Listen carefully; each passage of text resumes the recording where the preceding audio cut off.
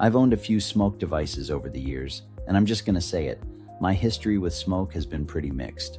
They'll come up with something really interesting, and then there'll usually be one or two decisions that make me wonder, why did you do that? But the new SMOK Nord 6 surprised me, because after actually using this thing for a while, I can say, this might be the SMOK device I can most comfortably recommend.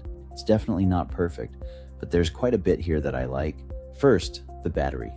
This thing has a 3,800 milliamp hour internal battery, which is huge for a device in this category. And that's probably one of my favorite things about the Nord 6. I don't want to constantly think about charging my vape, and this thing gives you some serious battery life. The screen also makes the important information extremely easy to see. You've got your battery percentage, wattage, resistance, puff information, all right there, big and clear. And it's a 1.65-inch touchscreen, which sounds great. Although I do think SMOK could have taken better advantage of it.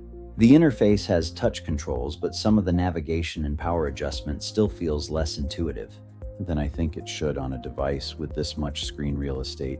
If you're giving me a big touch screen, I want the whole experience to feel like it was designed around that touch screen. Here, it sometimes feels like SMOK had the hardware first and then figured out the interface afterward. Now, the pod I'm particularly interested in is the 0.4 ohm dual-core dual-meshed pod, and this is genuinely cool. Instead of one conventional mesh heating element, SMOK is using its dual-core dual-mesh design, and this pod is rated from 16 to 40 watts. I've been getting pretty good flavor out of it and definitely good vapor production. At around the power level I like, it gives me a nice warm vape without feeling ridiculous. Unfortunately, I've got a complaint here too, pod life. In my experience, I'm really not getting much more than around 1,000 puffs before I start feeling like the pod isn't performing the way it did when it was new. Your mileage is obviously going to depend on your liquid wattage and how you vape, but for me, 1,000-ish puffs isn't particularly impressive. I'd like considerably more life out of these. I'm also not crazy about the airflow adjustment. Yes, you can adjust it, but I wish there was more fine control. Sometimes I want to make a tiny change to the draw rather than jump from one noticeably different airflow setting to another. It's usable, it just doesn't feel as precise as I'd like. Then SMOK gives you 3 power delivery modes: normal, smooth, and boost.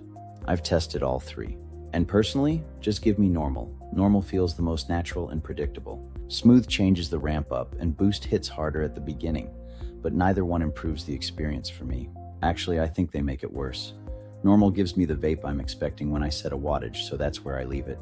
You've also got several different screen themes. It's a nice feature to have. I just wish the themes themselves were a little better. There's nothing here that made me think, oh yeah, that's definitely the one I'm using. Give me more choices. Give me some cleaner looking themes.